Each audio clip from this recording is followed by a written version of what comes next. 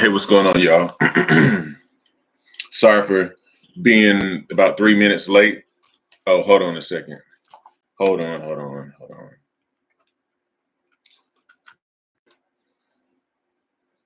Okay, so hopefully the sound has transferred. Give me a second here just to make sure that the sound is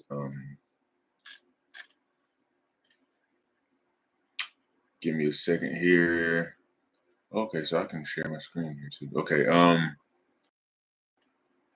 y'all, I just want to make sure that the sound is on my headphones here because I do not like whenever it's not. But anyhow, we're just gonna roll with it. All right. So hopefully y'all doing well. I was listening to a podcast episode today. One of my favorite podcasts. I listened to off and on in the past, and I listen to it more often. It's called Diary of a CEO. And in that podcast, the host Steven was interviewing a Navy SEAL, former Navy SEAL. I can't remember what the guy's name is. It's not There are a few Navy SEAL names that kind of come up a lot, like Jocko Willink and uh, what's the dude's name? David Goggins, and so it wasn't any of the more common ones. It was somebody I had not heard of before. Excuse me. Hopefully the sound is good. Hopefully it switched to my headphones. I don't know, but anyhow, in that particular episode, I'm only probably like a fourth of the way through. But in the episode, I just heard on there how the guy was saying people who come in to become Navy SEALs, typically, a lot of times the ones who are the first to flake out are the ones that come in and have a whole lot of accolades, like they're, top athletes, like even playing pro baseball, pro football, and stuff like that.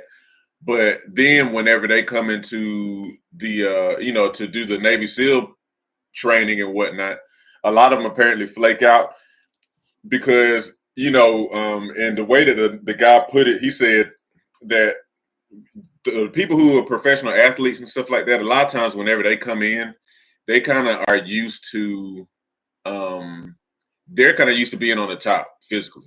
They're used to being on the top, you know, and it isn't that they haven't undergone some level of rigor, but they're used to being on top. Then they kind of come in and it's like ultra hard, like really, really hard. Even though, these guys are used to hard training, this is on a whole nother level.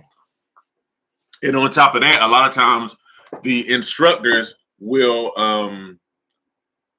like pick on them especially if they know their resume that they're like these top athletes and stuff like that, and they'll be messing with them mentally. Everybody's getting played with mentally whenever they go through SEAL training, but they'll be really messing with them mentally, and that will, and even singling them out, and that sometimes will not cause them, but they end up dropping out sometimes because of all the pressure. And so it has made me think here this morning about how mental everything is, how mental everything is when it comes to fitness and when it comes to health.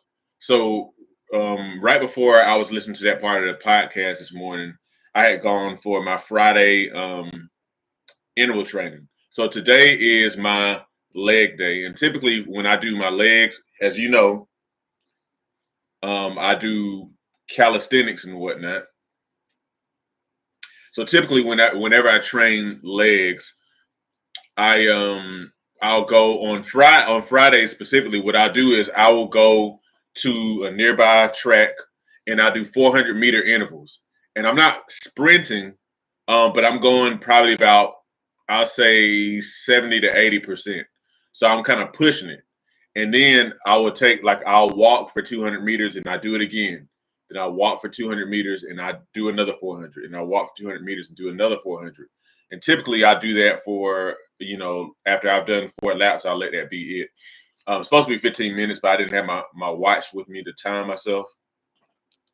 So anyway, that's what I do. It was cold. There was frost on the ground.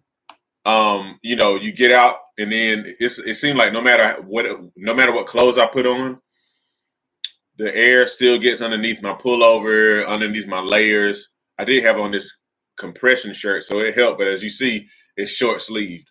And so, you know, this morning when I got up, the same old dialogue came up like, you know what? I ain't feeling it today. I'm just going to not worry about it. Just the conversation kind of going on in my head. And you would think that after years of knowing that this would happen, that it wouldn't bother me anymore. But it does. It really does. It really, and sometimes I actually do not do my workouts because I don't feel like it, because I don't want to feel cold.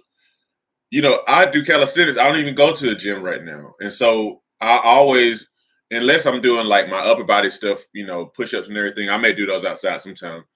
But lower body, because I run and do sprints and I do lunges, you know, at a track, I have to go outside. And so I want to make my, you know, progress and reach my goals and whatnot. But you would think that I would know, oh, here comes that old dialogue, you know, this is not going to phase me. And I will say for the most part, it doesn't, but it's not necessarily as seamless and easy as it might seem. I think that some people will look at me and look at other fitness professionals and be like, man, they just have like a resolve, a will of steel. And and maybe you could kind of call it that in some cases, but I don't think that people understand sometimes that you still have to get over the feeling of wanting to quit or wanting to not work out this time or whatever. You still got to get over the feeling, and it's very real. And so the Navy SEAL example that I gave was kind of like an extreme example. You know, people who were undergoing like training that's harder than pretty much most everybody will ever undergo, you know, almost worldwide. So it's a different level, but at the same time, it's like all of this stuff is so mental. The battle is not so much of in the body, but it's your mind and how you allow the feelings in your body to affect your mind. The truth is, you know, it reminds me of the scripture that says, I can do all things through Christ who strengthens me. And now that scripture specifically, of course, was talking about Paul was talking about how he can kind of learn to live in all, he learned to kind of live in all kind of different situations, you know, learning to be poor, learning to be, you know, a person of means, you know, learning to have and not have, learning to be abased and to abound. And then he said, I can do all things through Christ who strengthens me.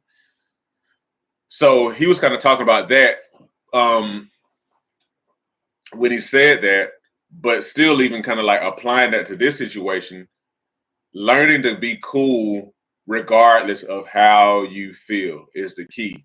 And if you're going to take care of this body, if you you know, especially if you have very specific goals, especially if you want to lose 40 pounds or you want to, you know, you just want to be a person who starts a walking regimen, you know, for you know, a consistent walking regimen. You want to eat healthier, you want to eat more vegetables. If you're going to do that, you got to understand those feelings are going to come up. They're going to rear their head and they're going to be there. You're going to feel them. You're going to feel your feelings. And the key, a lot of times, it kind of reminds me of something a friend of mine said. He said that like his whole Achilles heel, so to speak, was fries. And I like fries too, you know, especially depending on where they come from. But he was like, he said he's just praying, you know, God, like deliver me from the taste of fries. Deliver me from the taste. And I understood that, you know, and I don't know, maybe God would do something like that. But the thing is, it really underscores a key thing. Like we tend to be bound by our cravings, and cravings to me are like a type of feeling, a very, very strong desire for something. However, you do have tools to overcome those desires that keep you unhealthy. You do. One of them I mentioned a lot of times here is fasting. You know, like, you know, fasting, doing water fasts. Sometimes people will use the term fasting to talk about even distancing themselves from other things. Like it could be partial food fasting or fasting from media or different things like that. But distancing yourself from that thing by an act of your will, it actually gives you an opportunity to see that you're going to be all right. It's like your body recognizes I'm actually okay without fulfilling this desire, this strong desire, this craving. And so, um, but yeah, these are feelings that you have to overcome and that you can overcome. So I hope that you'll follow me on this channel because these are the kind of things I talk about, helping people to overcome cravings that keep them in the same old ruts where they don't make any progress with their health and fitness. Um, reaching the goal, sometimes we want to look good, we want to feel good, we want to be mobile as we age and whatnot, and all those things are good things. But you got to overcome this. You got to overcome your flesh to be able to accomplish these goals. And so that's something I really believe that God has called me to help people with, like to help you to understand what is really possible with your body, to help you to understand that you don't like your portion, so to speak, doesn't have to be just ill health. And as you get older, you get achier and you start getting sick and all this kind of stuff. Like you don't have to go down that route. You don't. A lot of times we're choosing that route, but it's an unconscious choice. We don't realize it. It's an unconscious choice that we make that's kind of based on growing up in a society like ours and consciously and unconsciously choosing the different kind of lifestyle things we practice here. A lot of times without being exposed to the different options out there, if you will. So anyhow, I think I'm gonna let that be it. If you ever have any questions, I do this live Monday through Friday at 10. Fitness and subtopics under that, eating well, all that kind of stuff. I'm committed to helping you if you're ready to help yourself. Because whatever health and fitness goals that you have in this moment in your life, you are able to accomplish those goals. Now, if you don't believe that, it doesn't change whether or not that's true in a general sense, but it may change whether or not it's true for you because you have to believe first. You have to. Okay. I'm curious to know what you guys think. Feel free to leave a comment below, subscribe, join me next time, I guess Monday at 10, Lord willing. And I'll see y'all next time.